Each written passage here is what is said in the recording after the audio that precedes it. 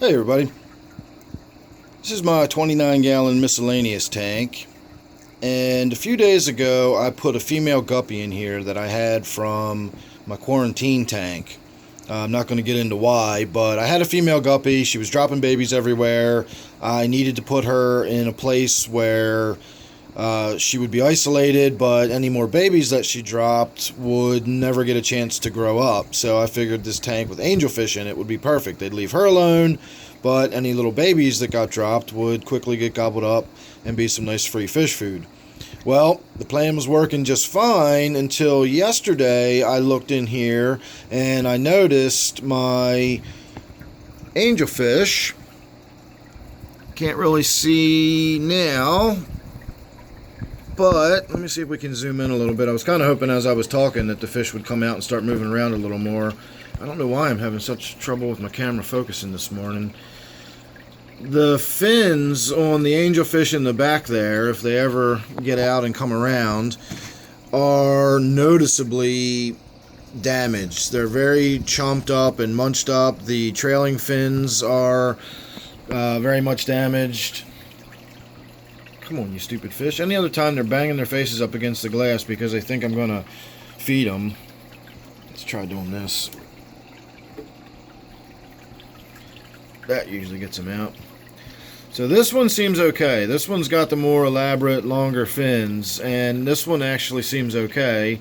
And of course the one that is not going to cooperate at all is the one that I want to show you. So let's try again. I guess just splashing around doesn't cut it. They've actually got to see some food in there before they're going to come over and do anything about it. So anyway, trust me, that one back there has damaged fins, and it's because of that little guppy in there. I know people don't think about guppies as being aggressive fish. Let's see if we can zoom in a little bit while he's got his profile to us. Of course not. Well, I don't know if you can tell that or not, but the bottom fin, there's a little bit of a look at it. Its anal fin and even its trailing ventral fins are nipped badly. So I don't think it's the kind of damage that I need medication for, and I don't think it's the kind of damage that's not going to heal or recover, but I do think it's the damage that I need to put an end to. So I'm going to be removing that guppy, and I'm not sure where I'm going to put it just yet. I think the reason we're having so much trouble getting a look at the fish, and the reason that it's not coming out and banging up against the glass looking for food, is because they're both staying low because of the damage being done by that one right there. That's it, that little tiny guppy right there. So a lot of people don't think about guppies as being aggressive fish, and they're not necessarily aggressive, but they can be some serious fin nippers. I've had real problems with guppies over the years.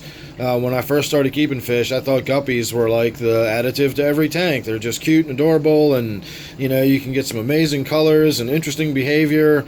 And I quickly learned that it's not unusual to find guppies that will just seriously damage larger fish.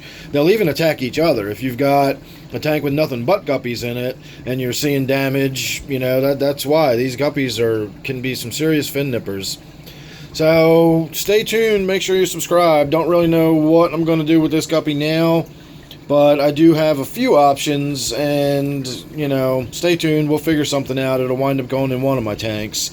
This tank here, I tried the same theory, and you can see the female in the back there, and she has dropped so many babies in this tank. I don't know what I'm going to do about them all, because she's got a couple dozen in there by now at least. They're everywhere, and I really thought that the gouramis would snack on the guppies, and so far I'm not seeing the gouramis snacking on the guppies. So I'm actually considering adding another fish. I did just lose my opaline gourami in this tank not long ago, so I've got some extra room, as far as adding a little more bioload. Putting another fish in there that might eat little baby guppies is a possibility. So who knows, we might be seeing somebody new here in the gourami tank pretty soon. We'll see. But I've got a million guppies in here too, so I don't think I'm going to be relocating that female into this tank. I'll just have more of the same problem. I could probably do it here into the angelfish tank. In fact, that's probably what I'll wind up doing. I'll probably put that guppy here in the angelfish tank, because the angelfish will definitely make short work of the babies, and if not, those Serpae tetras will. So I guess that would be my option. The other option I was thinking of was possibly putting the guppy in my black ghost knifefish tank, which likewise the barbs would certainly make short work of any of the little babies, and probably the mollies would too. And then, of course, if I chose my native tank here, which was also an option, I considered this one, that would just be the end of the guppies altogether. Within moments, the guppies would be gone, and I wouldn't have any more guppies at all, big or small.